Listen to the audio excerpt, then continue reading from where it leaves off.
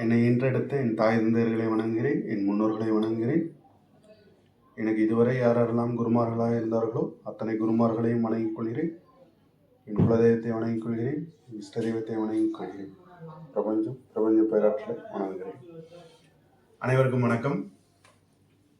இப்போ நம்ம இதுவரை போட்ட வீடியோவில் என்னென்ன போட்டிருக்கோன்றது சின்ன ஒரு கன்சாலிடேட்டடாக பார்த்துருவோம். அதுக்கப்புறம் ஃபர்தர் கண்டினியூ பண்ணுவோம்.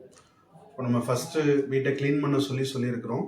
அடுத்ததாக வீட்டில் பழைய துணி, உடைஞ்ச பொருள் இதெல்லாம் எடுத்து வெளியில் போட்டுடுங்க, அதெல்லாம் க்ளீன் பண்ணிவிடுங்கன்னு சொல்லியிருக்கிறோம். க்ளீன் மூணாவதாக லாக்கர் எல்லாம் எப்படி வைக்கணும் அப்படின்றத பற்றி சொல்லியிருக்கிறோம்.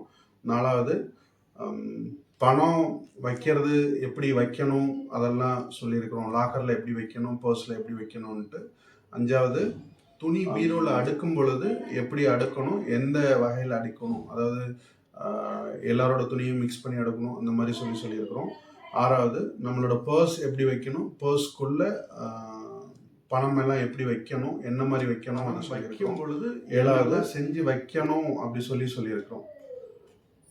ஸோ கண்டினியூட்டி என்னன்றது அடுத்த வீடியோவில் பார்ப்போம்.